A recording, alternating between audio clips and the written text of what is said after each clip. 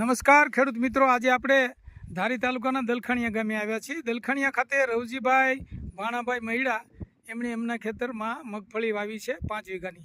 મગફળીની અંદર પુષ્કળ લીલી ઈયળનો એટેક આવ્યો હતો. પુષ્કળ પ્રમાણમાં લીલી ઈયળ આવી હતી.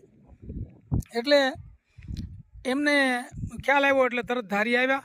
ધારી આવીને એણે મારુતિ એગ્રોનો કોન્ટેક કર્યો અને મને મળ્યા અને આપણે એમને લીલી ઈયળના કંટ્રોલ માટે રેવા કંપનીનું ગ્લેડિયેટર આપેલું અને એનું જે અત્યારે રિઝલ્ટ છે એ બહુ સરસ મજાનું મળ્યું છે. અત્યારે એક પણ ઈયળ જોવા મળેલી નથી અને સ્થળ ઉપર મેં અંદર આમ નજીકથી જોઈને તપાસ કરી છે પણ ક્યાંય ઈયળ જોવા મળતી નથી. સરસ મજાનું એકદમ સરસ મજાનું રિઝલ્ટ મળ્યું છે અને મગફળી છે એકદમ લીલી થઈ ગઈ છે.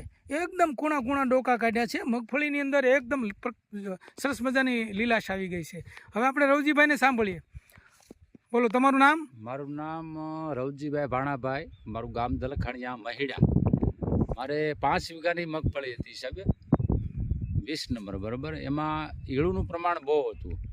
ત્યાર પછી મેં ધારી મારુતિ એગ્રોનો કોન્ટેક કર્યો અને એ સાહેબ પાસેથી દવા લઈ અને એક રાઉન્ડ માર્યો તો લગભગ 3 થી 4 દિવસની મારી પાસે બધું રિઝલ્ટ આવી ગયું. એમાં અત્યારે ઈયળ જેવું નામ પણ એમાં નથી. અને બીજા નંબરમાં કે માંડવીમાં કૂણપ હોતે ને એટલી આવી ગઈ છે. નવા ડોકા નીકળવા મળ્યા, પાંદડું એ કંઈ ક્યાંય હવે ખવાય લેવું નથી. ઈયળ જેવું નામ પણ નથી. રિઝલ્ટ બહુ સરસ મળ્યું છે.